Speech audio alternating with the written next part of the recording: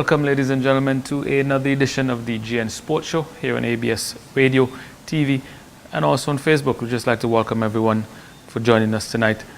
And just to give you a quick rundown of what's going to happen, we're going to have, as usual, a couple of players from our academy. We're going to feature a couple more ladies tonight. Updates from the Gomez Netherlands Insurance Youth Football League play last weekend. And as usual, we're going to have our friends from Football Profile 268 join us as well. And a special treat, as we promised last week, Team Island girls are going to be in the house. We're going to have a little chat with them. Usual from a parent's perspective, and we'll wrap the show up with Dr. Rick Millis. Ricky, another Thursday evening. Good night. Good night to the audience out there. And of course, another packed show, Zico, another packed show. And of course, we have these two lovely young ladies from the Generation X Football Club girls team. It's a packed show. I hope Shannon don't have a cue cards out for you tonight. And I'm sure these young ladies next to us have a lot to boast about because they won their first game with a blowout of 5-0. So I'm pretty certain that they're very pleased with that. However, before we even get to talking to them, I'd just like to thank the sponsors of the Generation X Football Club, because of course without them, none of this would be possible, including this show.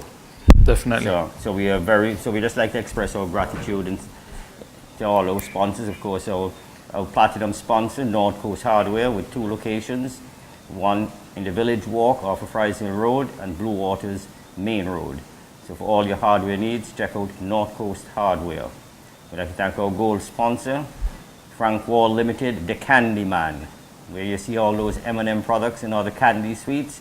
Frank Wall Limited is responsible for that, so support them. Our silver sponsors, Kenneth A. Gomez and Sons, in the Royal Palm Court, just off of Fries Hill Road. For all your insurance needs, check out Kenneth A. Gomez and Sons. Our other silver sponsor is Island Photo, also in the Royal Palm Court. For all your photography needs, whatever they may be, check out Island Photo. Alan Flack and all of his wonderful staff will look after you. Our shipping sponsor, Antigua Cargo. They are located on Independence Avenue, just above the Bike Plus store. John Andrew and his wonderful crew will look after all your shipping needs, so check out Antigua Cargo. We'd like to thank Beach Limers, our bronze sponsor, for fine dining on the sea at Fort James. Beach Limers is the place to be. We'd like to thank our brokerage sponsor, Francis Trading Limited, located on High Street. For all your brokerage needs and shipping needs, you can check out Francis Trading. Our football sponsor, of course, is XL Engineering. For all your generator needs, check out XL Engineering. And with that, we'll head straight to the young ladies here, and we'll talk some football and some school with them. Yeah, we'd definitely like to welcome Amira Edwards and Noemie Hector, 2 young ladies from our Generation Next Rebels Girls Football Program. And as Ricky mentioned at the start of the show, these young ladies were part of the team that managed to win their first game in the Generation Next Youth Gomez Netherlands Insurance Youth Football League. And so we'd just like to welcome you ladies, and thanks for joining us on the GN Sports Show. Okay, well, we start with Amira.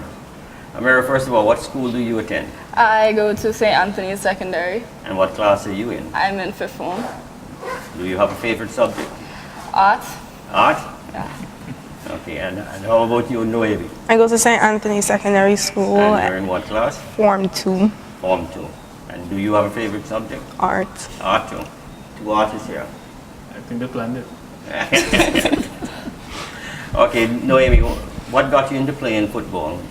Well, I liked football since I was a young child, so I just started it up.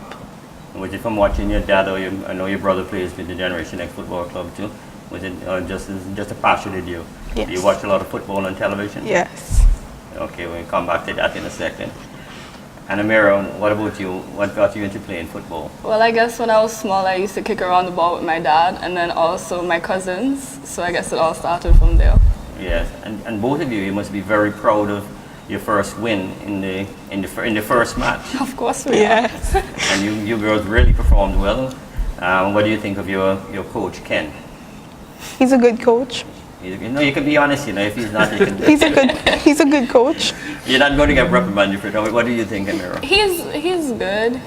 There's a time to be serious, and then there's a time for games. So we know when it's when. So And that's good. And interestingly, our female program was started by Coach Stephen Joseph, Papa, and so we got to give him some credit for getting you girls together and on the right track. And then now we're seeing fruits of the work that both coaches have put in. So I want to congratulate and say thanks to Coach Papa for being on board with us in terms of jump-starting our female program, and also to Coach Ken for ably stepping in and continuing the progress these young ladies are making.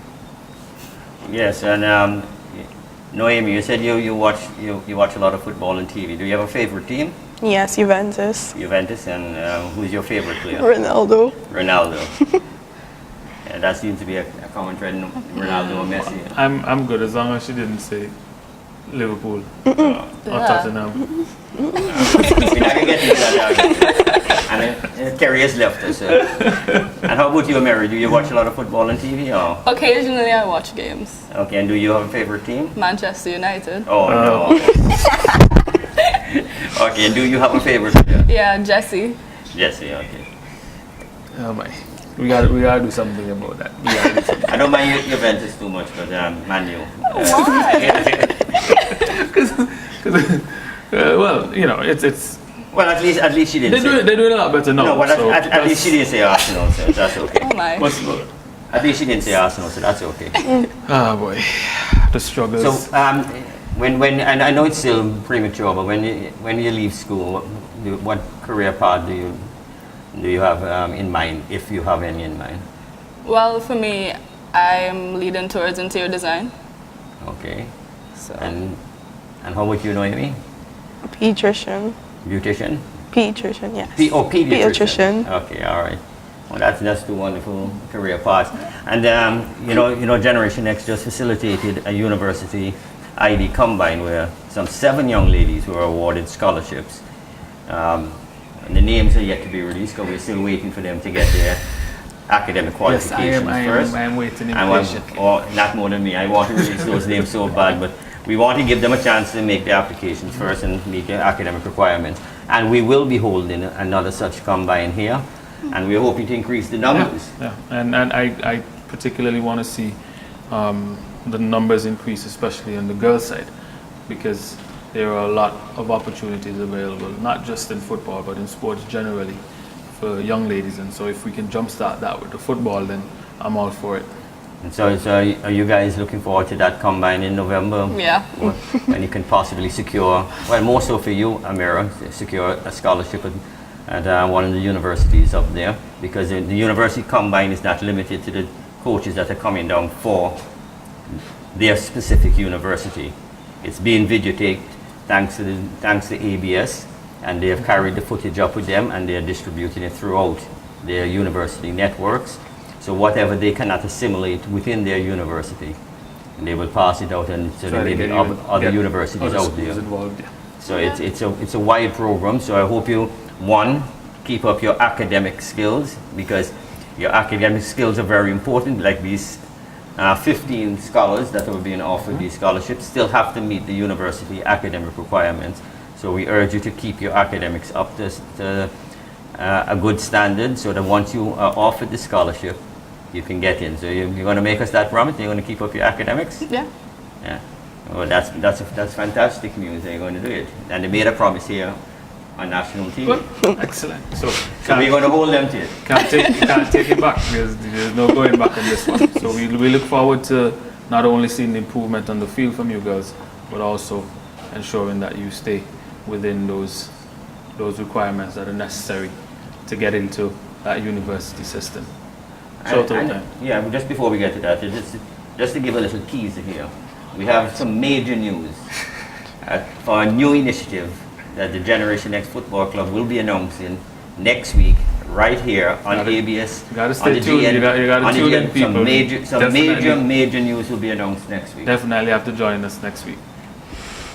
So we'd like to thank you girls for appearing on the GN Sports Show. And now it's shout out time. And that's customary for all our guests. Our guests. Shout out. Shout out time. So we start with you, Noemie. Would you like to give a shout out to anyone out there listening? Your mom, your dad, your brother, sister? No shout out? No. There has to be someone that is tuning in that you want to give a shout out. Okay, how about you, Amira? Like, give a shout out to anyone? That's the first. That's the first. But we'll come back to her. She's not going to get to it so easy. Think about it. You're going to come back to you. Amira, how about you? I guess I'll just shout out my best friend, Danae. She also plays for Generation Next. Yes. Yeah. And how about your mom and dad? Your mom is right here. Hey, Mom. Okay, let's go. Let's give Noemie a second go. You like to shout out to anyone? Okay, I'll shout out Jessica. She used to play for Gen X, but she broke her arm. So That's sad. yeah. Well, when it's healed, she'll be back. Hopefully. Hopefully. Maybe. Well, once again, girls, we'd just like to thank you for joining us. And while we're talking about young ladies and playing, I think we could probably do the recap from last week. You have the scores? Well, the score is supposed to be on the screen, so we just wait for our producer. Maybe we might have to take a break. Oh, here it comes. Oh, here we go. So the U7 division. Wings went down to Generation X. Yeah, we got a win in the U7s. That's I must be happy for that. And Liberta again. Yeah, Liberta. Doing fantastic work. They some drastic fantastic work in the U7s. They beat Wings FC 3-0, and the under 9. We played to a draw against Wings. That's Generation X FC Rebels A. Zico, you're gonna have to handle this part because I can't see it. Okay. Even with my glasses. Five Islands had the better of Liberta Blackhawks in the under 9 division, 3-2. And Earthquakes, another team that's improving really dramatically. Kudos to Keegan for doing some work in 4-2. They won their game 4-0 against Cutting Edge. In the 11s, Wilkies FC, a cold fest against us, Ricky, 5-2. Liberta and Generation X FC won. Played to a 0-0 draw. Grays Green lost by default to Wings FC, and Earthquakes again hammering 5 Islands 7-1. In the under 13 division, so we got a little bit of revenge. Our under 13s beat Willikies 1-0. Cutting Edge FC 2-1 against Earthquakes FC, and Wings winning by default against Grays Green FC 3-0. In the under 15s, 5 Islands beat Willikies 3-2. A goal fest in the second game, although Cutting Edge had the better of Otters Rangers 6-5. It's a lot of goals. And New Evolution FC beat Generation X FC Rebels 2-1. So that was a recap from the. Oh, and how can we forget? We had the females. Female division. Cutting Edge FC 2-0. They beat 5Ps FC, and Cutting Edge FC A also won by a 2-goal margin, this time against Willikies FC. And so the standings, the top 3 in the U7s, Liberta is leading the way with 7 points, followed by Generation X FC Rebels on 3 and Earthquakes FC on 1. The under 9 division is a little closer. 5 Islands and Generation X FC both have 6 points, but 5 Islands has a better goal difference. And third place in the U9s right now is Wings FC with 4 points. In our on the 11s, Earthquakes lead the way, 6 points, followed by Liberta Blackhawks on 4, and Generation X FC Rebels 1, also on 4 points, but trailing Liberta on goal difference. We move on to the under 13s. We're leading that one, Ricky. Generation X FC Rebels lead the way with 6 points, followed by Cutting Edge FC on 4 and Earthquakes FC on 3 points. Our under 15 division, New Evolution FC has 6 points, Generation X FC on 3, as well as Cutting Edge FC on 3, but Generation X is in second place via that goal difference rule. And finally, in our female division, Cutting Edge FC has 6 points from 2 games. Generation X FC is in second on 3 points from that single outing. And Cutting Edge FC rounds off the top 3 in the female division, also on 3 points from their lone outing. So ladies and gentlemen, that was a quick recap of And the Gomez Netherlands Insurance Youth Football League in terms of the action that took place last weekend. And just to say one thing, Zico, about the standings, a couple of the standings you may notice may change on next week's presentation of the recap. And that's because there are a couple of changes due to overage players. Yes, that's one of the. When you see a change in the standings, it's normally because of that. Yes, and that's one of the things that we are extremely mindful in administering the league, is that there are age verifications, and so no team is at a disadvantage because individuals may be a little too old for that particular division. So periodically, the standings may change based on those challenges. So I think now would be an excellent time, Ricky, to take a short commercial break. And when we return, we will be joined by our friends from Football Profile 268, so we can recap the week that was in football across all 3 divisions here in Antigua and Barbuda. Stay tuned, we'll be back shortly. When it comes to your health, there are many options, but which do you choose? Your choice is going to be determined largely by your view on what being healthy really is. We at AUA place a high degree of importance on health and education, so we've created this program to provide you with solid information that would facilitate your decisions regarding your health. Join us for AUA's Healthy Perspectives, hosted by Vernon Solomon of the American University of Antigua. In case of an earthquake and the place starts shaking, drop, cover, and hold on. Drop, cover, and hold on. In case of an earthquake, there's a few tips that can keep you from harm. In case of an earthquake, you gotta stay calm. Move away from doors, windows, and things that can fall. Try not to use steps or elevators at all. drop, protect your head and your face. Don't go running all over the place. Cover, under a bed or a table, against a wall that's firm and stable. hold on. You must hold on, don't panic, stay calm. Don't move until the shaking stops. Here it is. Drop, cover, and hold on. Drop, cover, and hold on. In case of an earthquake. Drop, cover, and hold on. Learn how to protect yourself during an earthquake. Log on to weready.org. That's weready.org for more information. Every weekday, 9 to 10 a.m., join me for Life with Natalie on ABS Radio 90.5 FM. Life, let's claim it. Time to wake up. Time to prepare for the day. Time to learn. Time to make a difference. Time to look after yourself. Time to see your healthcare provider.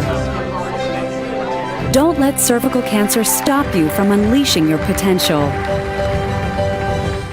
Now is the time to get vaccinated. Now is the time to get screened. Now is the time to end cervical cancer. For more information, visit us at www.paho.org/endcervicalcancer.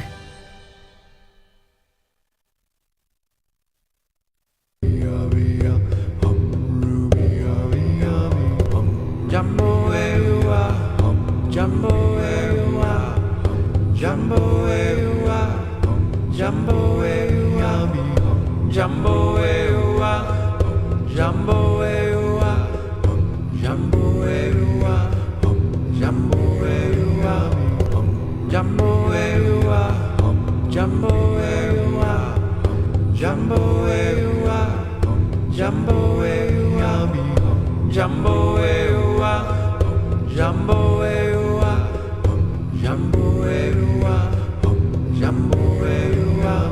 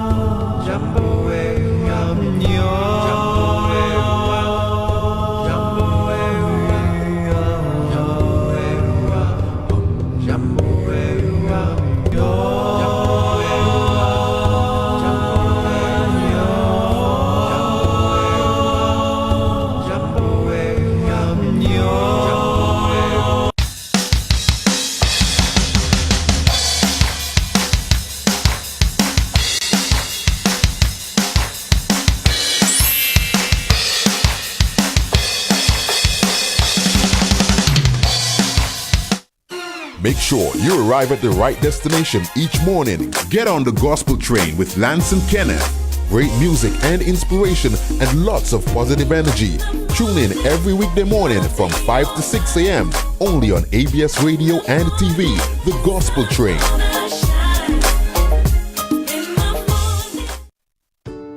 Women, get to know your bodies. Every day we all become exposed to different viruses and diseases. One of these viruses is the human papillomavirus, or HPV. HPV infection can cause cervical cancer and warts. Cervical cancer is preventable. Get tested by your doctor or at your health center and ask about the HPV vaccine. Join the fight against cervical cancer. Together we can beat it. This is a message by the Ministry of Health, Wellness and the Environment of Antigua and Barbuda and its health partners.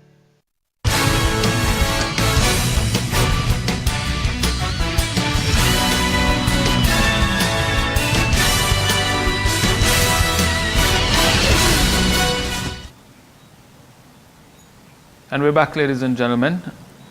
And while we make a slight adjustment to our programming, this is our normal spot with our football profile 268.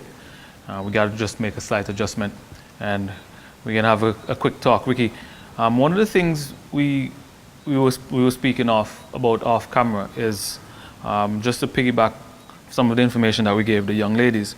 Our viewers and our listeners would have remembered there was a lead up to the University ID Combine, and we managed to pull that off in November. And we alluded to, I think it was 15 scholarships, 7 inclusive of young ladies. And I just wanted to get because one of the things that we didn't manage to do was to get your take on the entire process, being that this was one of the things that you've been passionate about from the very onset from Generation X, and to have it finally take place. We never really got a chance to sit and have a discussion as to, first of all, how you came about with the vision, and what's your reaction to actually pulling it off and having those 15 scholars being offered potential life-changing opportunities as far as school goes in the not-too-distant future. Well, first of all, the vision has always been to not only create pathways for the young footballers here in Antigua for professional contracts, which is of course a lot more difficult to achieve. Yeah. But school is a lot easier than pro contracts. Exactly, and education. And because I've sat on the board of St. Anthony Secondary School as its chairman from its inception, I feel a bit of passion for the education part also too. Actually, not a bit. I feel a lot for it. For the educational part. So I always wanted to have this facilitated, but of course, knowing the methodology and how it will come about takes time and learning different rules and regulations, and of course making the contacts. All of these things combined took a couple of years. It was a couple of years in the making. I was never fortunate enough in terms of my football skills as you were to be awarded a university scholarship. So I have to give kudos to the Antigua and Barbuda Football Association for making this a reality even quicker than I anticipated, because I think it's in May last year that the Antigua Football Association hosted 2 coaches from Drake University, yes, and William Penn in the names of Kevin Brennan from Drake and Jamie Highcock from William Penn. So of course, right then and there, I said, well, this is an opportunity for me to meet some university coaches and see how we can facilitate this.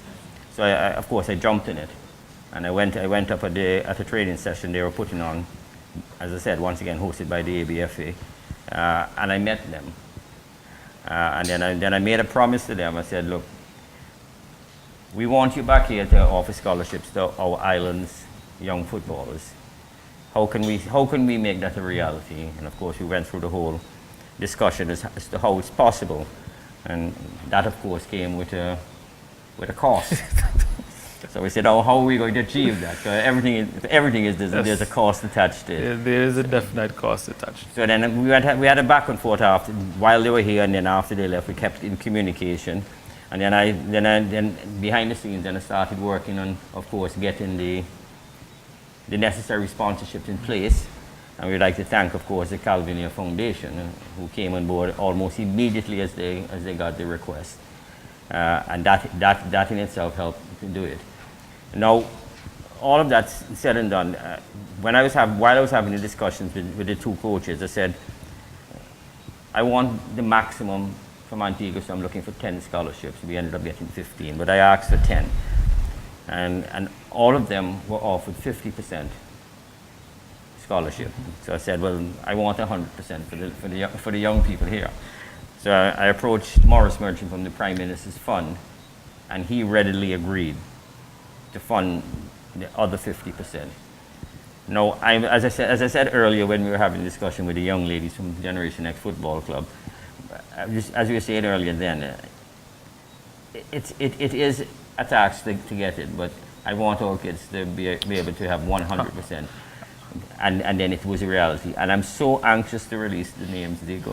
It is not funny. But in all fairness to these young athletes that are getting an education through sports, I refuse to release the names. The only people that know the names are the kids and the parents, of the kids, and the sponsors. And I think it's important at this point to interject and to get the general public to understand that, first of all, this combine was absolutely free. Secondly, it was not limited to only the children from Generation Next. As a matter of fact, it was open to every single person who wanted.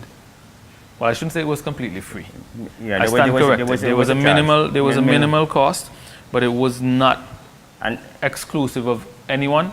And more importantly, without releasing the names, what I will say is that most of the scholarships were awarded to players who have absolutely no affiliation to Generation Next Football Club. As a matter of fact, I say 1 out of the 15 was from Generation Next. And ultimately, that is extremely important, because what we do in terms of these combines, these college ID combines, it's not to look at only the players at Generation Next. We've extended it and we've opened it to every single person, every single player who wanted to be involved. They had an opportunity to be looked at.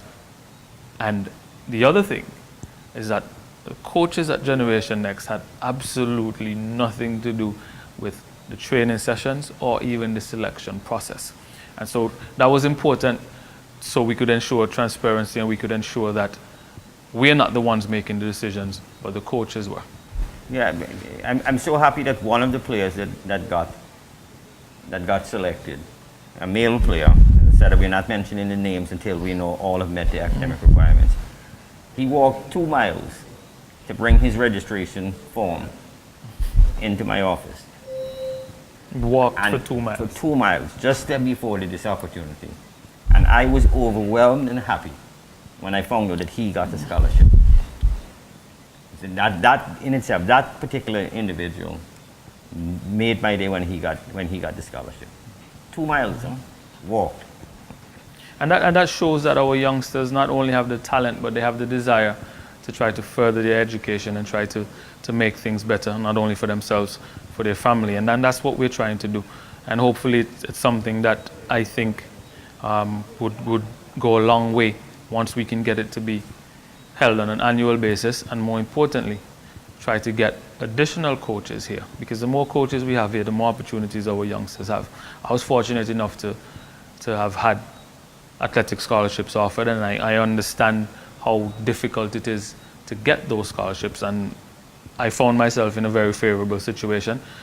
Most of our players are not going to be that fortunate, and so it's important that the persons in charge and the persons who have the ability to make these things a reality, then we step forward and we do that. And then just before we go to a commercial break, I would just like to say that it will be taking place again in November, and we're hoping to have, instead of 2 coaches, 4. And that's excellent. So that's 4 more opportunities. Funny thing, last thing, I remember having a discussion with the coaches, and the remark was there was so much talent on display for that week that they could, in their opinion, have done all their recruiting for the entire year on that one stop. And so that gives the general public an idea of the talent that we have in Antigua. And so the more we can get it exposed, the more benefits we can derive. But I think we can take a short commercial break, and we're going to be back with a lot more from the GN Sports Show. Stay tuned. Women, get to know your bodies. Every day we all become exposed to different viruses and diseases. One of these viruses is the human papillomavirus, or HPV. HPV infection can cause cervical cancer and warts. Cervical cancer is preventable. Get tested by your doctor or at your health center and ask about the HPV vaccine. Join the fight against cervical cancer. Together we can beat it. This is a message by the Ministry of Health, Wellness and the Environment of Antigua and Barbuda and its health partners. Sign up for a free Leparkin overseas mailbox and ship from the USA to Antigua by air for as low as US $3 per pound. No credit card, no worries. We will use ours and shop for you. And with our 2 flights per week, you'll have the package in no time. Breathe off with a sigh. Oh, and we also do home deliveries. How it works: sign up for a free US mailing address linked to Leparkin shop. Have your items sent to your mailbox and we will forward it to you here in Antigua. Items are cleared by Leparkin. Sign up for free at www.ampac or visit our office on Pulthead Street for all your mailing, money transfers, ocean shipping, import, export, and cargo services. Choose Leparkin.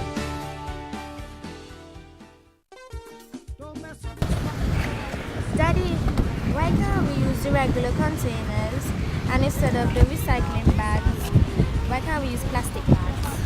Remember this word, right? Environment. You understand? I'm going to show you why we can't use the foam or the plastic bags anymore. Because environment, the key word, the environment. Let me show you. You see this? This is the reason why we have to get rid of plastic and styrofoam. This will hurt the environment. We are a tourist destination. Everybody's supposed to use Cook's Dump. That's what they're supposed to be using. We have to embrace the change. We have to accept. I know people arguing about plastic and everything, but to protect our 365 beaches, our island, our beautiful tourist-loving Antigua Barbuda, we have to embrace the change. Please clean up. Pick up where you use up. Let's clean up. Keep Antigua and Barbuda clean. You understand what I'm saying to you, baby? Dad, I have an idea. I'm going to do my part in protecting the environment by using recyclables and cleaning up for my sister and I. Danger can be this close. How can you prevent dengue? Dengue fever is caused by a virus that is transmitted by the Aedes mosquitoes. Currently, there is no vaccine for dengue and no specific medicine to treat dengue. Prevention, therefore, is very important. Play your part in controlling the breeding of mosquitoes and take precautions to avoid being bitten by mosquitoes. Control breeding. Mosquitoes that transmit dengue prefer to breed in waters that are clean, stagnant, and shady. These vectors like to live indoors and are found in dark, cool places like closets, under beds, behind curtains, and in bathrooms. Use an insecticide to kill mosquitoes in these areas. Properly dispose of all unwanted containers, junk materials, tires, coconut shells, etc. When not in use, turn over all pails, buckets, and water storage containers. Cover all containers like rain barrels and drums that are being used to store water with lids. Every other day, change water in flower vases and scrub the inside of vases to remove mosquito eggs. Remove water from flower pot plates. Scrub the plates thoroughly to remove mosquito eggs. Try not to use flower pot plates. Clear blockages in roof spoutings monthly. Regularly treat and circulate the water in swimming pools. Take precautions. Close your windows and doors at dawn and dusk to prevent mosquitoes from entering your house. Consider using mosquito nets even when resting during the day, as the Aedes mosquito is a day biter. Wear full-sleeved clothing like long pants and long-sleeve shirts to cover the body. Apply DEET insect repellent like ORF on your exposed skin to prevent mosquito bites. DEET insect repellent is available as liquids, lotions, and sprays. This message is brought to you by the Antigua Broadcasting Services. When it comes to your health, there are many options, but which do you choose? Your choice is going to be determined largely by your view on what being healthy really is. We at AUA place a high degree of importance on health and education. So we've created this program to provide you with solid information that would facilitate your decisions regarding your health. Join us for AUA's Healthy Perspectives, hosted by Vernon Solomon of the American University of Antigua.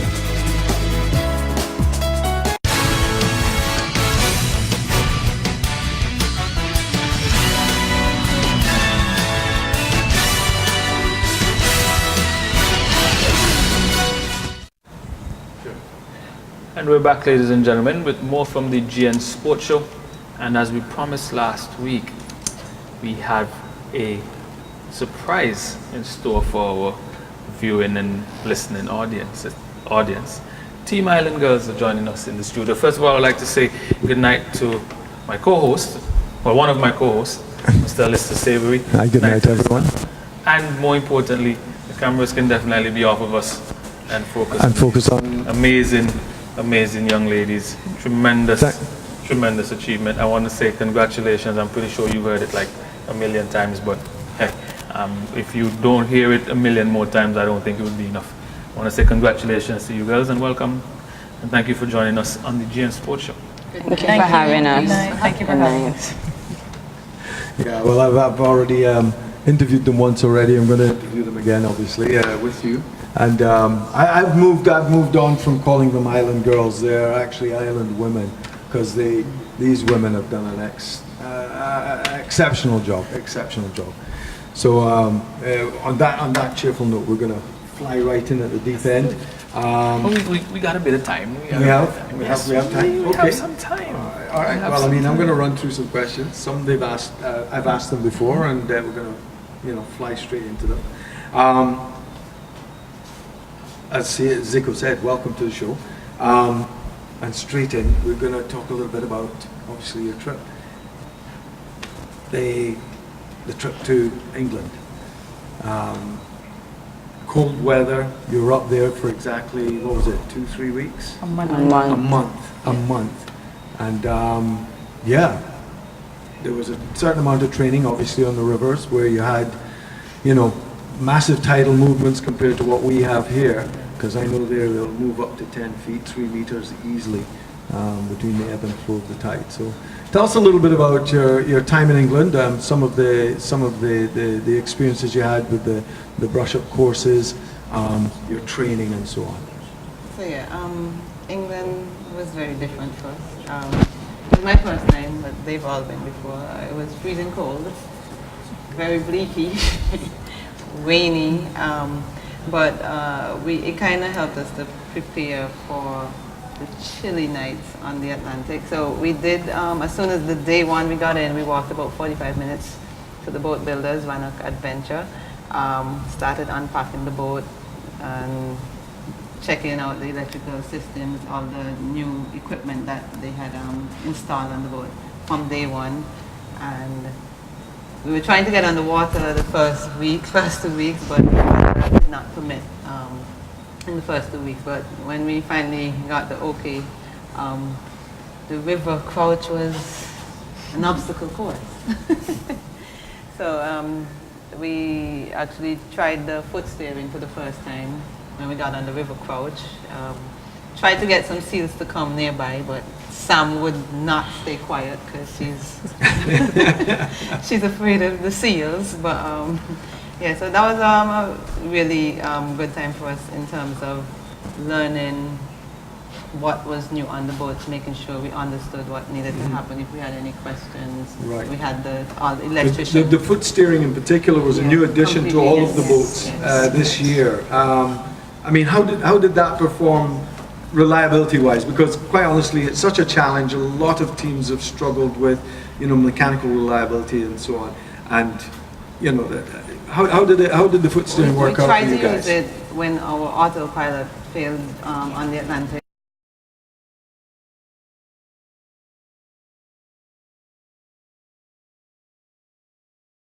Limited range, which is good, but based on the waves on and the stuff Atlantic, when the waves and the winds, the strength of the waves and the winds determine. Yeah. So we just went to what we were comfortable with knowing. So we stayed with the hand steering, but we did get to test it out on the river crouch where it was calm. We didn't have much movement anyway, so it worked on the approach. But yeah, on the Atlantic, it was completely different. So in a sense, it couldn't respond as quickly to your input as you would do with the handheld. You had to be turning your foot in upward position when trying to row at the same time. Yeah, so as if rowing across the Atlantic right. wasn't It's hard not enough. necessarily that it wouldn't respond, but well, I'm going to get into rowing technique, because I remember one of the early videos actually watching Sam rowing. You didn't look as fluent as when we run the rowing machines up at the stadium, everybody's like working the machine and it's like no problem. Of course on the water it's a bit different, but it did look like, and actually you're not the only rower, because I've watched several of the videos with, video clips from Talisker promotions and so on, and I've seen quite a few. I mean, tell us a little bit about it. Well, rowing on the rowing machine is a lot different than rowing on the actual Atlantic. On the rowing machine, you're just doing one steady movement. You don't have the waves, the current, the wind, all the elements to kind of combat you. When you're out there, technique completely goes out the window, and you just try to keep pace, try to keep the technique, and come home. But ultimately, just focus on getting the oars in the water. Yes, because sometimes you're rowing and you go down and you tip into them, but left or right, and then you got oars in the water, and sometimes you're rowing, you put your hand, and there's nothing there. Past, you grab something and you're stringing or whatever. So it's totally different. Yeah. And what about you, Christal, the flyweight on the crew? Well, you and Elle are the two flyweights. Soon to be joined by Kevi, I believe, later on in the trip. But going back up. I have absolutely no doubts that Kevinia is going to be right back. I know that much. I know that much. Yeah, the technique was a particular challenge for me, actually. It was funny. I went through about 3 phases of technique dilemmas, or 3 phases of technique on the seas. It felt like as if it took me about a week and a half to figure out how to row on this ocean. Once I did, I had a pretty good, what we call a power stroke. And that was really great. Felt like as if I didn't have to think too much, and I felt really good. And then about a week and a half, 2 weeks into that, my stroke completely fell apart. And it was as if I was rowing, well, I was definitely rowing air. They would criticize me all the time. And I was rowing air for lots of times, and I had to consciously make an effort to adjust my stroke. So that took another 2 weeks of fine-tuning. And then the last, I think, week and a half, 2 weeks, I managed to figure it out enough to make it home. That doesn't sound too good. It sounds like somebody being carried. Yeah, it kind of it got better in the end, but there's definitely some adjustments that had to be made, and I had to be very consciously aware of what I was doing, and you kind of had to figure out the waves, and it's not just dealing with the waves. Yeah, you have to revise, and it's not only just waves. We rowing behind a different rower, because I had the back position. Elvira and I would row at the back or in the front of the boat, depending on how you look at it. We had to adjust to the front rower's pace. So Kev would have a nice steady pace, and Sam had a very fast, powerful pace. So every hour I'd have to change my technique a little bit. And so that in itself was something I had to be aware of. Especially at night. Well, it's interesting because, I mean, you guys all did a fair amount of rowing around Antigua. I mean, you rowed to St. Kitts, I believe, or St. Martin? St. Kitts and back.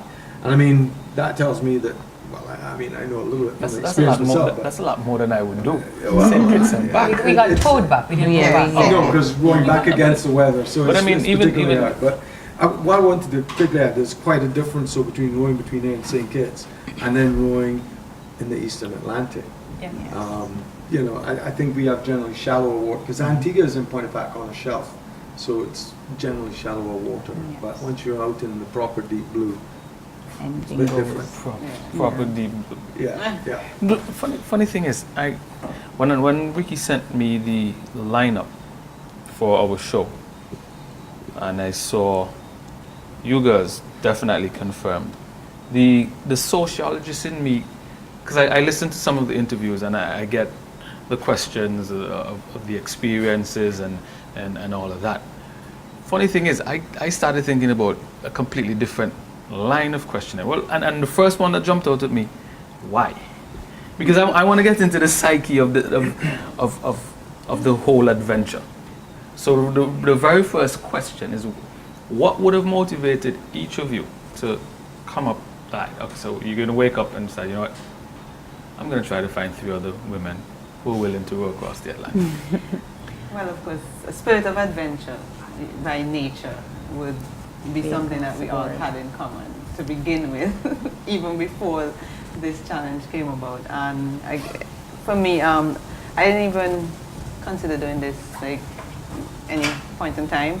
But Scott Potter, who I work with, he was from the previous team. He was the one that, he didn't even ask me. He just said, Kev, I think you should do it. Putting together a female team, I need you to be a part of it. That sounds like Scott.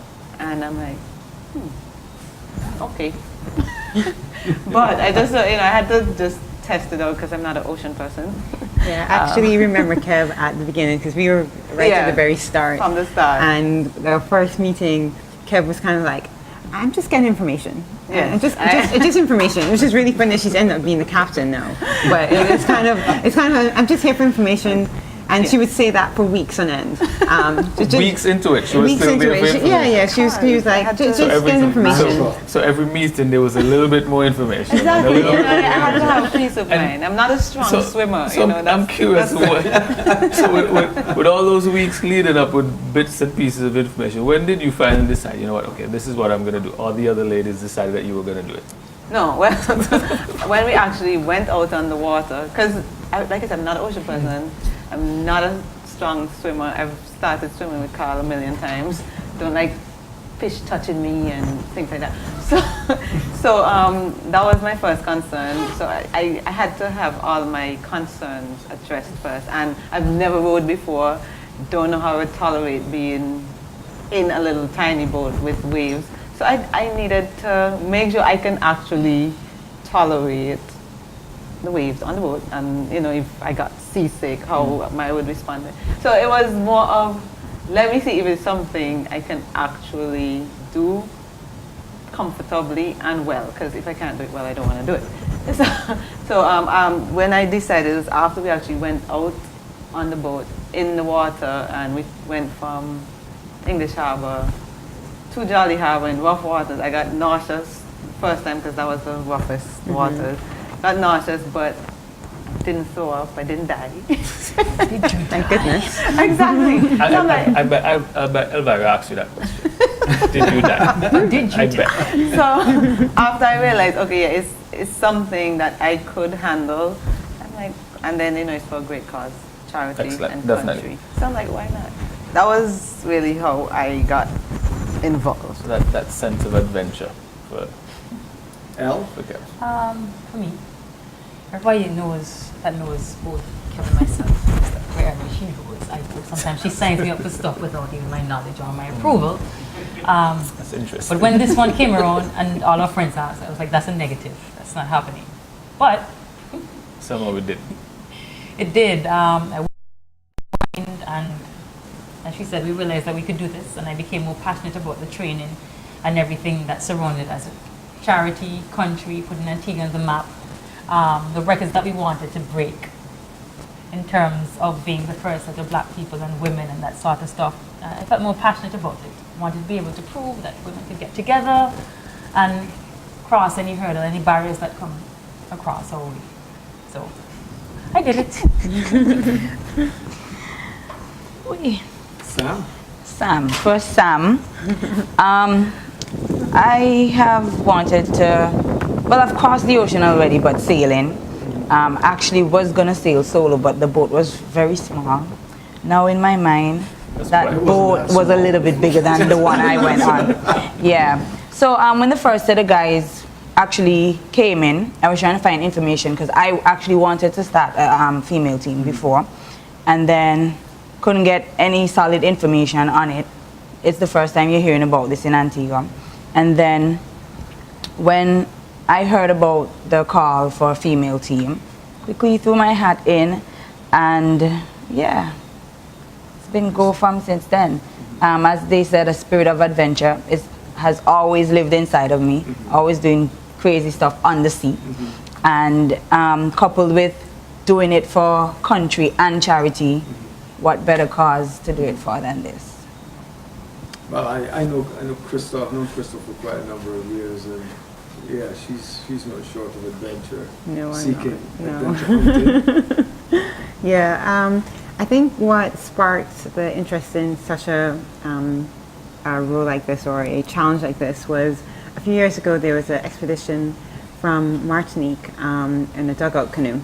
I don't know if anyone remembers yes, that. I remember that. And the Amerindian Trail, route. yes, exactly. Right. Yeah. And they were visiting lots of the islands that the Amerins would have done. And I remember them coming to English Harbor, and I remember cycling down, because I was into cycling back then. And I remember cycling down to meet those guys, and I was just really impressed. And I was like, oh, I really want to do it if they're doing it again. And I remember looking online for a year, 2 years, 3 years after, looking for them to do something like that, and it never came about. And I returned home just before the Team Antigua Atlantic Rowers went out on their trip. And I was back home as well for when they returned, so I heard the call for a female team. And so I was like, ooh, I may not be able to do the dugout canoe thing, but rowing is pretty close to that, so why not? What I didn't realize at the time was how historic the row was, the historic nature of the row. It didn't occur to me at that time that we were going to be crossing what was essentially the slave trade route. That came to our attention later down, and I mean, I was quite happy to have traced the Amerindian route, but to trace the slave trade route, that was incredible. That was a real plus for me. I mean, on top of the slave trade route, it was actually and still is a main shipping route, you know, for sailing as well as the trade winds, motorized transport to take advantage of the trade winds. Kevinia mentioned one of the things that before she decided to do it, she had to figure out quite a few things, you know, being in a small space and all of that. What I'm curious about, two things. What did each of you learn about yourself throughout this whole adventure? And just out of curiosity, what did you learn about each other throughout this whole thing? Because again, this is a side of it that I mean, all the other angles have been pretty much covered. Yeah. And excellent information. But I want to get into the psyche of the whole thing, the group dynamic. There's always a group dynamic. There's got to be. Well, I heard. Well, I think I read a funny story where somebody was fond of all the snacks. Oh boy. Well, that's just one. But and that kind of, I was like, there has to be some group dynamic that could be quite interesting. So first of all, tell us something that you learned about yourself throughout the adventure, and what you would have learned about each other, because being in that such small confines for that extended period of time is no small feat. I mean, I had 2 siblings and we lived in a house and we found it difficult to get along. But each of us had a room, so I can understand close proximity for an extended period of time being quite a bit of a challenge. So I'm interested in what you would have learned about yourself, and give us an idea of something that you would have learned about members of the team. That way. So we started this side. Oh dear. So I've been asking myself that question too. The first one, what have I learned about myself? And in a sense, I feel like it's almost a little bit too early for me to really know. I'm still, in a sense, processing what we went through. I know I've been aware of my habits. And I'm not used to necessarily living with many people, and so it was interesting kind of being in that dynamic with the girls. And so I kind of had to learn about just how I interact with other people in a very confined space, and learn things I need to take forward in the future, like being more conscientious about snacking. What I did learn about the other girls was I was just really impressed with the strength and determination, perseverance when problems came by, because we would encounter problems with whether it's mechanical or electrical. We encountered frustrations, not only with the lack of wind, but when we weren't meeting the goals that we had set out to meet. That in particular was something that had the potential to demoralize us, and it did provide a down moment for us, that is true, but I think we were able to rally together. Kev had changed our strategy from just looking at positions that we were racing to let's look at mileage now. Let's track our mileage, and she can tell you that she and Sam had this competition to see who can have the most amount of miles in a 2-hour shift. And that was an approach that I even preferred, because I liked empirical stuff when it comes to racing. As a swimmer, I deal all about numbers. Right. It's all about times and numbers, and so that was a way for me that felt comfortable. And it's like, okay, I can deal with this now. And so I was more in my comfort zone in a sense. In that sense, we had more control. So I like that, and it was just great to see how we were able to switch gears from moving from, we're not making this, we're not getting the position we're in, we're not making the days that we thought we were going to make, and we were able to switch quite quickly actually. Within a span of, I would say, 2 to 3 hours, we were able to change the mindset and go to a more empirical system that we could control a bit more. Because I can add, having monitored you guys basically from day one, you guys were clocking miles that were, and speeds that were in the top 10 for, most of the event. Yeah. Except for, there was the few weeks, there was a week where you all hit doldrums, and, the character building songs came out, and, and then of course the second to last week, obviously, when you had further auto-helm problems. But Sam, what about you? What did you pick up about your crewmates and yourself along this journey? Oh God. I always need time to think and process my thoughts. What did I learn about my crew? I learned that we're sisterhood. Definitely can pull together to get things done. We're a determined bunch. We're made of tough stuff. I'm telling you.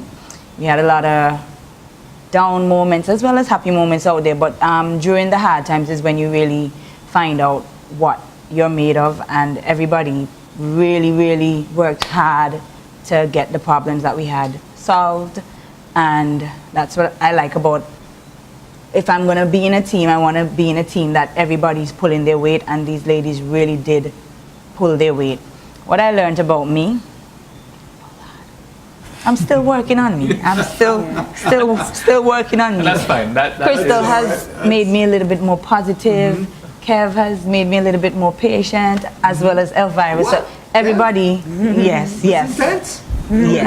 So I'm still learning about myself. So check me next time. Okay, definitely. So we're gonna hold to that, because we're gonna have to get you girls back, because once everything is processed and everybody's calm, we're gonna have a sit down where for sure.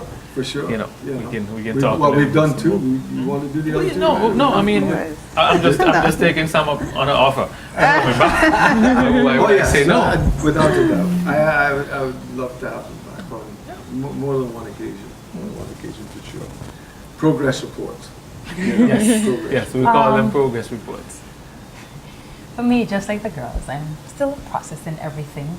I'm the type of person that loves a mental and physical challenge, and this was definitely a combination of both. There was one time when I was about, I think, 19, 20, I fasted for 30 days. I was trying to go to 40, but my family just went off. It was just for mental strength. It wasn't for weight loss or anything, because I've never really been fat. But I had to abandon that. Family freaked out and stuff. For this one, I definitely came up against one of my worst fears, which is claustrophobia. Most people didn't know that. And it didn't bother me at all until the last few days before we came back, and that was because I started to catch a cold. But it never came up at all, and I'm like, wow, you know, it was really amazing. So definitely I can conquer that. And there's more, of course, but I'm still processing it. With my teammates, I felt blessed, privileged, humbled to be with this set of ladies. Like I said, some challenges would come up, and we conquered them. Kev was the motivator, despite everything, the challenges that came up. Every day she came out, and I used to call her Dory, because every day she came out, she's like, you know, we're gonna row hard today. We're gonna row hard today. Or she would, sometimes I don't even think she really got a phone call, but she'd just say, yeah, they called and they said to row hard. You know, they said to row hard. And this is when we're having like absolutely no wind. And when we don't have any wind, the viscosity of the water, as she likes to say, is ridiculous. It's like rowing through mud or concrete.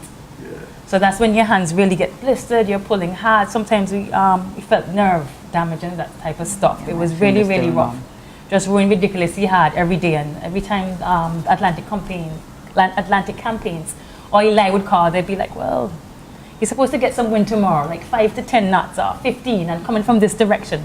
And you're waiting and waiting, and there's nothing. Still waiting. Or he'll call back, Sam says still waiting. Still waiting. Or he'd be like, you know, well, it's going to be like this for 5 to 10 days. So row hard, row hard. He's like, you just want to relax and come in, or you're trying to win, or you're trying to compete. You know, row hard. Every day, everybody would call and say, family didn't call with bad news or anything. They would call and say, do what you have to do, just row hard. And every day, Kev would call and come out and say, you know, they row hard. And I'm thinking to myself, where was she yesterday? You know, where was she last night? And everybody there rowing really hard. So every day she came out, it was like a new perspective. Like she said, that she created internal competitions and stuff just to help keep everybody's spirits up, even though we were like down because, you know, we weren't having that, whether it was to do with the equipment or stuff like that. And then Sam definitely, when we did have these technical issues, she was just constantly trying to find solutions. I can't even clip my fingers, they're hurting. She constantly finding these quick solutions, trying to adapt. And then Christal definitely kept everybody's spirit up. She was light, and even if I'm moody or anything, if anybody is moody, you can throw anything at Christal and she just chills and it's like nothing. There's one point in time we were moody because we didn't get to get like warm meals and stuff like that. And you know, she's like, okay, so what are you having? I could tell you which one tastes better cold, you know. So the team definitely came together. It was amazing. I loved them. And finally, Skipper. Well, patience, tolerance, long suffering. Patience, tolerance. I'm not saying long suffering. You made me lose my train of thought. But anyway, humility and acceptance. That's what I learned, that I was able to embrace during this journey. You had to have a lot of patience, and like they said, even I got very discouraged when we weren't meeting our set goals. So I needed, even for me to stay motivated, and you know, just having to think, okay, so let's see, what can we do to stay on track? Because when you're not meeting your goals, it's really easy to become complacent and despondent just, even, yeah. So I did not want that to happen, and I'm happy that everybody accepted the new challenge. And then, you know, they were happy to do it. I mean, I was offering rewards also. She was like bribing. She was bribing I was, you know, offering Elvira peace balls if my shift had more. And Christal wanted Vitamalt and thing. You get where? Not yet. See, they haven't collected. Yes, Neither me. yeah, we've been doing media rounds. Well, actually, one of the things, when you're finished, I want to go into the food aspect a little more, okay? Because I have some questions. I know she has worms. Yeah. Snakes. But yeah. Yeah. So in terms of what I learned, sometimes, like you said, I can be intense and impatient or whatever. But I actually understood that time and place and what was needed to get the job done. Like they said, Sam was my cabin mate, so she was really entertaining during the trip, at least for me. She entertained everybody. Were you in the bow or the? No, you were in the stern. Yeah, we were in the stern. She was very entertaining. Like I said, she's the expert of the four of us with the navigation equipment. But because I was there, she made sure that I was just as so. Her teaching skills, high five. So, because when she was sleeping, I would have to monitor the course and stuff like that. So I appreciated her patience, also with me, making sure I learned everything. Like I said, she entertained me. She kept our cabin organized. In relation to all of us, I mean, it's early days. It's early days yet. I know you're still reassimilating, back into normal life, your normal lives. All of you, I believe, are still off work. I go back getting on your Monday. sleep patterns. You go back on Monday. Yes.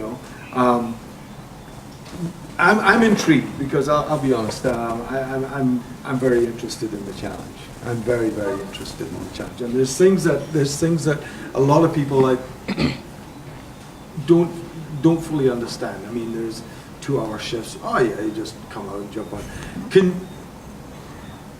For the audience, can you go through a little bit of your routine? I would be useless if I got 2 hours of sleep. Yeah. Oh, you didn't get 45. They have 2 hours rest from rowing. Sleep maybe 45 minutes to an hour. It's not as glamorous as it looks. No, it isn't. The process. Even if you slept for 2 hours. No. The process was a tough one. Your body learned to adapt. A quick guide through the chain of events then. So the rowing is easy. So, for example, so Sam will start at, I'll start at 12 a.m. And when I come out, I'm rowing with Elvira. So Elvira is out on her second hour while my first hour. So at 1 a.m. Elvira comes off shift, Christal comes on. So it's somebody fresh in my second hour when I'm falling asleep, Christal, during those AM hours, 2 a.m. hours. So Christal is with me rowing from 1 a.m. to 2 a.m. And then I come off shift and Sam comes on. Yeah. That's when we were doing 2 hours. So in doing that now, your food prep, because now again, we go back to if you're using cold water, it can take up to 2 hours for the bag food, because I was quite entertained by the website for Expedition Foods. I was doing some research on it, and there's vegetarian, there's actually quite a wide range of foods that they offer. Yes, which we had all of them. But, this is what I'm saying. Could you go through your routine, your daily routine? Your rowing pattern is one facet, but who's going to put all the food on? Who cooks? We kind of did. Everybody had a different routine, I kind of think. Everybody had a different routine. Kev and I struggled with the food. The food for us was unpalatable. Basically, I don't know how else to put it. I could not stand the food. You ate it because you had to eat it, but it was not a very tasty meal. So you ate for function rather than... Right. Yeah. And she had to really explain that to me, because I will go a day without eating and it didn't bother me.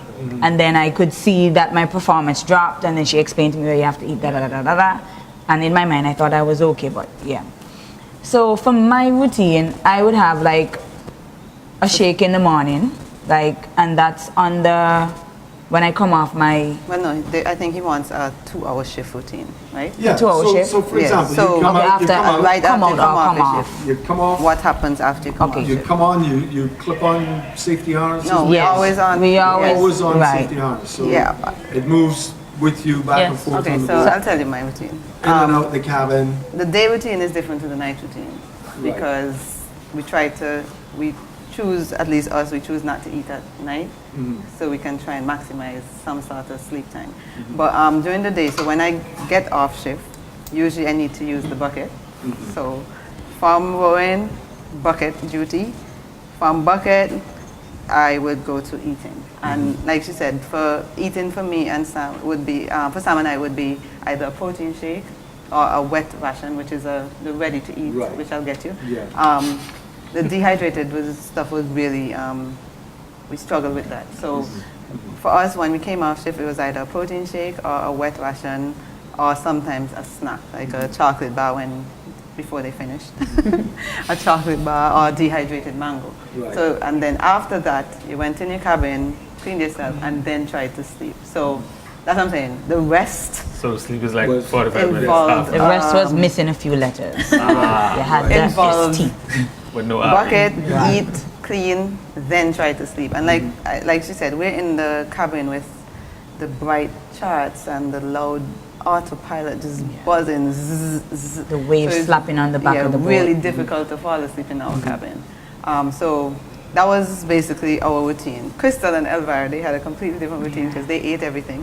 Well, mainly Christal. Well, Christal, she had like a 5-person So routine. Christal, maybe you can share what happened. So my routine was get off my 2-hour shift and I go to the food I would have prepared earlier. So I will eat the food that's now rehydrated. I go through that takes me roughly about 15 minutes. And that would usually be half a packet of food or half of expedition foods, or if it's breakfast, it's definitely a whole one. I like the breakfast. And then I would prepare for the next shift. So I'd hydrate for the next meal, put some water in, put it to the side. I had a side where I'd have my unprepared food for the day. So I'd separate this food I wanted for the meals I wanted for that day and put it on one side. And the meals that I would have hydrated, they go on the next side. So there's a system to all of this. And then once I would have hydrated my food, then that's when I use the bucket. And then after using the bucket, then I would make my way into my cabin. I would clean up. I would stretch first, then clean up and fall asleep. I would attempt to do some sort of writing or note-taking, but usually that didn't work out because the boat was moving too much. And then I'd fall asleep, and then 15 minutes before my shift, I'd wake up. I'd usually have some nuts in the cabin with me, so I'd have some nuts because I wanted to have some fuel with me before my shift. So I'd have some nuts and then go off to my shift. So that was my routine. Ladies, excellent stuff. We have so much material, so many shows. We definitely have to take Sam up on our offer and definitely get you ladies back in the studio with us. But I just want to once again congratulate you guys on tremendous effort and all the records and all the accolades that come along with it. And most importantly, thank you for joining us on the GN Sports Show. And we definitely got to see you guys back here because we got a lot more things to cover. Ladies and gentlemen, those were your island girls. Well, Alistair said your island women. I want to say congratulations to the ladies once again. We'll take a short break and we're going to wrap up with our resident doctor, Dr. Rick Millis from the American University of Antigua, and he's going to join us so we can continue our discussion from last week. Stay tuned, we'll be back after a short break.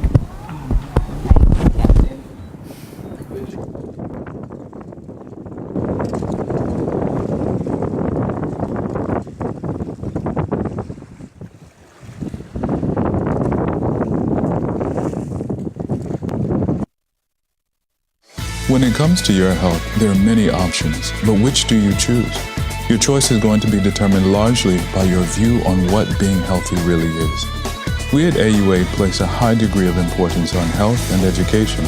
So we've created this program to provide you with solid information that would facilitate your decisions regarding your health. Join us for AUA's Healthy Perspectives, hosted by Vernon Solomon of the American University of Antigua. My family is gone and I'm so lonely.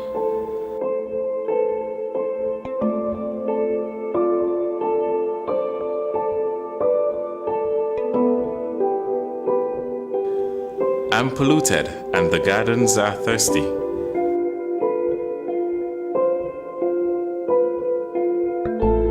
The garbage is building and mosquitoes are reproducing. Lend a hand to plant more trees and use recyclables to reduce litter. The mosquitoes and flies will have less hiding ground and the fish will be able to breathe.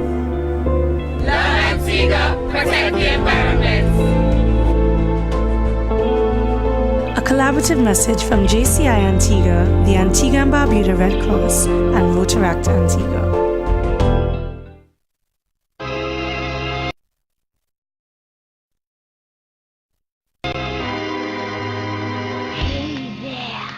I'm a dengue mousy. We look for containers of water where we can lay our eggs. Close to your house, we love to suck your blood and bite your legs. We don't live in swamps or rivers. We live in your house day and night. We'll give you dengue fever when we give you a great big bite. We hate it when you spray. It's insect repellent we fear. Throw out that water. We're out of here. Every weekday, 9 to 10 a.m., join me for Life with Natalie on ABS Radio 90.5 FM. Life, let's claim it.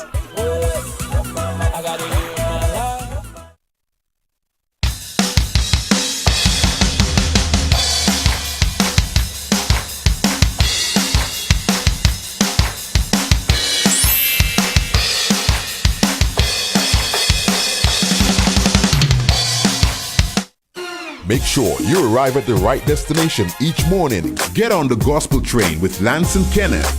Great music and inspiration and lots of positive energy. Tune in every weekday morning from 5 to 6 a.m. only on ABS Radio and TV, The Gospel Train.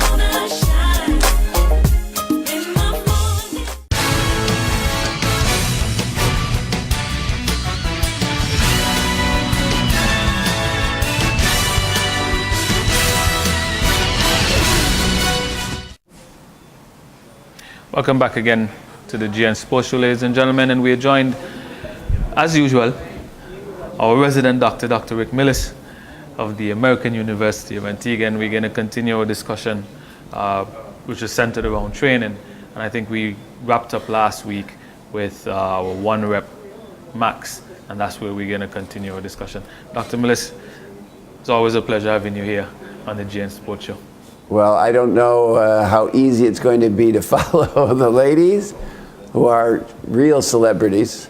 Definitely. And heroes, absolutely. Some good questions I would have liked to ask them about their training regimen, which is what we're going to talk about today. Strength training, of course, is important for any activity, any sport. It's an integral part of almost every sport. And so, especially for women, we have to emphasize that women have a special need to do this strength training because they suffer from osteoporosis. Their bones get weak when they get older, when they go through their menopause, their change of life, so to speak, because they lose the hormone estrogen, which maintains their bone density. So their bones get fragile. So for women, this strength training is the only way to maintain the bone. That's interesting. The only way.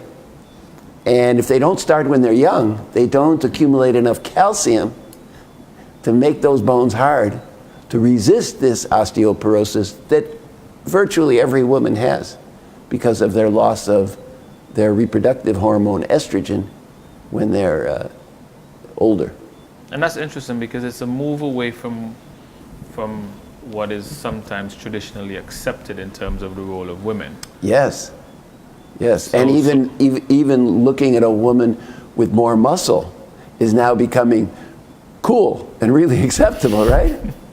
Looking at a woman with more muscle, yeah. More so than 20 years ago. More than 20 years ago, where we thought femininity had a lot to do with how smooth they were, those sleek lines without the muscle, so they didn't look so manly, so masculine. But now, we like that masculine part of women. And plus, there's an added health benefit to that. Absolutely, absolutely. It helps also maintain their weight at a lower level because the muscle has a higher metabolic rate, burns calories better than other tissues. And so the more muscle a woman has, the more she's going to be able to maintain that sleek appearance. And you know, that really became popular with Michelle Obama. Did you ever look at Michelle Obama's arms? She really, you know, must have had a very good physical trainer. But for the strength training, yes. Does it differ as to how it should be exercised as the male versus the female? Not really, no. The principle is the same thing. It's the overload principle. So what we want to do is overload the muscle, but incrementally. Gradually. So gradually. So I had an interesting experience this week. You guys have turned me into a little bit of a celebrity too, because I was at JSC playing basketball, and I had a young man in high school who was a little overweight. He came up to me and says, "Oh, I watch you every Thursday night. I love that show." And so he especially said he loved Ricky. So he says he loved that show, and loving that show, he said, "Oh, I never thought I would meet you. I'm glad I met you. I want to get fit for my prom," for his special dance, I guess, for senior high school. Yeah, high school graduation. He's getting ready for college. And he becomes sedentary, studying too much, not really exercising enough, overeating. And so he said, "What about that creatine?" So we had a big discussion about that. So here's what I told him, and I'm going to tell you, that we start with determining how strong your muscles are. And we said last week, it's the 1 RM load. Now, reality, your muscle's a little bit stronger than the 1 RM load, but that's what we use. It's very convenient. It's a good starting point. So when we use that 1 RM load, you do that 1 repetition. If you can do 2 repetitions, that means you've got to go up in weight, higher weight, to make sure you can only do 1 exercise with that load. That determines your starting point. And so, various reasons people want to do strength training. Ricky, you want to look better, don't you? Any better than this? Yeah, I don't know if you can. Any better than this? I don't know if you can, but you want to... Ask Sharon. Any better than this? I don't know. Okay. But let's say you want to look better. In other words, you want your shoulders to be a little broader, your waist to be a little thinner. I mean, that's the masculine look, right? Even for females, you know? The thinner waist, that taper. Okay. So what do? You start out with muscles that are not bulging, and you want your muscles to bulge a little, right? That's what's going to make you happy and improve your self-esteem. I know we can't improve your self-esteem any more than you have your head is big enough already. But it does improve self-esteem. Psychologically, it's good to do this weight training for anybody, especially kids, like adolescents. And so we start with that load that's going to just make those muscles, we call it hypertrophy. Hypertrophy means get a little bigger and bulge. And what is that load?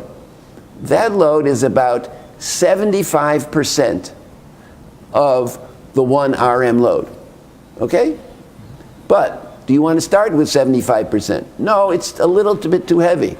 So you start really with 40 to 50% of that 1 RM load. So that means if you can lift 100 pounds, right, 50% of that is 50 pounds. So you start with 50 pounds. Okay? And 50-pound workouts with various repetitions. We'll talk some other time about how many repetitions you should use and all of that. But starting out with 50% of your 1 RM load is going to give you more endurance and power. So that's what you use for endurance and power. You try to do as many repetitions as you possibly can with that load, and the whole idea is to fatigue the muscle. So to fatigue the muscle, you have to do a lot of reps, a lot of repetitions. You're trying to get every fiber within that muscle group to fatigue. So if you only do 5 reps and you are not fatigued, that muscle is not fatigued. You can do more. You can do more. That means you're not going to get a benefit. Even though you did it, you burned some calories, but you're not going to get any benefit from the strength training in terms of what you want to accomplish. So if it's endurance and power, we start with about 50% of your 1 RM load. If it's bulging, we then work it up to 75%. Okay? But you have to start at the 40 to 50% to make sure you don't overload the muscle too early and damage it, and it may never recover. You may have constant inflammation and injury that you'll never recover from if you take it too fast. Now, what about strength? Does that mean just because the muscle is bulging that it's strong? What do you think? I would say yes. Well, for me, there's a difference between the actual strength of the muscle and the physical appearance. That's correct, there is. So you get the bulge, and yes, the muscle's a little bit stronger, but you're not really doing strength training until you get up to 75 to 85% of your 1 RM load. So what you're saying? That's going to really build the strength. So what you're saying is that I may be stronger than Zico, even though his bulges are bigger than mine. Oh, it's possible. It's possible. I doubt it. But it's unlikely. Absolutely. So, that's the increment, okay? I often get asked the question, how do I rehabilitate a muscle after an injury? Is it the same principle? It is the same principle. Remember the principle? It's the overload principle. We try to do as many reps as we can to fatigue as many muscle fibers as we can, okay? And then we rest for 2 or 3 minutes, and we do another set of those reps, okay? That's the simplest way to do it. But what if the muscle is injured? Well, here's an interesting fact. We actually know that you get the most power with the least risk of injury when you're using about a 33%, 30 to 35%, 1/3. Remember math? Right. Remember your math from middle school, Ricky? Yep. 1/3 is what percent? 33 1/3. 33.3%. So we say 30 to 35% of your 1 RM max. If you use that. So for rehab, we drop it down. For rehab, you drop it down to that. Why? Because that gives you the most power with the least risk of injury. And so how do you rehab the muscle? You try not to go over that as long as the muscle is feeling, as long as you're injured. Now, it's difficult to say, how do you know a muscle's injured? Usually you have a lot of soreness and inflammation, you have pain. That's how it's injured. That's a good sign. Yeah. I mean, there are many signs, but that's a good one. But would you have the pain when you're even using the 1/3 with that same? Yes, you might. So how would you know you're not damaging it more? Well, because we know if you determine your 1 RM load and you drop it down to 33% of the 1 RM load, or roughly 1/3, so if you can lift 100 pounds, 33% would be 30 pounds, 35 pounds. Okay? If you use that load, and it's just known from research that there will be no further structural damage. That there should not be. If, now, there's a caveat here. If you're using the right, what? The right methodology. Methodology. So form is everything. And we said last week that people who are not mindful when they're lifting weights, when they're using resistance training, when they're doing the strength training, can injure themselves. So you have to be very mindful of what you're doing. Very much unlike what people might do if they just go out and jog. They don't have to be very mindful. I mean, you have to make sure you don't fall into a pothole and you have to make sure that you don't get hit by a car, or well, if you go around a track, you don't really have to worry about that, or on a treadmill. But there's not as much thinking involved. Not as much thinking involved. So a non-thinking person, is not going to do well with resistance training and strength training. So what you're saying, for strength training, you should get professional advice, or do a lot of research on your own. Do a lot of research on your own, and since this is a youth programs that we talk about a lot on this program, let's talk about the youth. We said before, they really shouldn't start with the incremental overweight principle until they're adolescents, okay? Now, does that mean if you're not an adolescent, you can't do any weights or any weight training, let's say, with your parents? No, they can. But you're not focused on building the strength of the muscle because their muscles aren't ready for that. They're not fully developed. They're not fully developed, and you can injure them. That is why gyms don't allow you to come into the gym until you're a certain age. Right, but you can get them accustomed to it and have fun with it by doing what? Using very light weights. Or even using their own body weight. Yes, with a lot of repetitions. You can still fatigue their muscles, but what are you going to focus on? You're going to focus on teaching them the right form, so that when they do graduate to the heavier weights, they don't injure themselves. And they know what correct form is. They become mindful. It's actually very good for what? Building their focus. Kids with attention deficit disorder can be helped greatly by focusing on what they're doing, what you're trying to accomplish, and there's really some great benefits there. And that's excellent. And you mentioned varying training methods, and I think that could be a very good place for us to continue our discussion. Varying training methods for strength, for endurance, for weight loss, for bulking or bulging, and I think that can be an excellent next topic. Yes, we're very sorry we have to cut this segment short, but of course that's because we had those heroic women, in our presence early in the show. Yes, I would have loved to have been on here with them, and we could have talked about their training. Yeah, for many reasons. Come on. For many, I'm much too old for them, but, yes, I know. But that's not the issue. The issue is I really would have liked to discuss with them have an idea of their training methods, and how they overcame some of their physical obstacles when they were on the ocean. Excellent. And again, ladies and gentlemen, stay tuned, because next week we're going to continue our discussion on strength training. We're going to look at different varying training methods, whether it's strength, whether it's endurance, whether it's weight loss. So that's going to be our next topic when we next see Dr. Millis next week. We'd like to thank everyone for joining us. We'd like to apologize for missing our football profile segment. We'll hopefully have that update for you on our next show. We'd like to thank the girls, the Team Island girls, for joining us in the studio. We'd also like to thank our lovely producer, Shannon Jarvis, for allowing us to take up 10 additional minutes of her time. If I may just say one thing, and don't forget to tune in next week.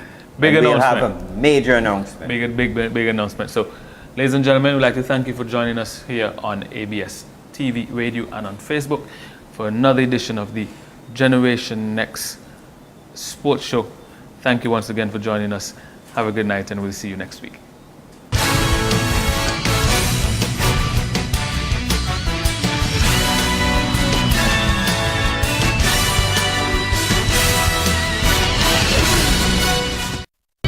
ABS, first in news, sports, and entertainment. The Nation Station.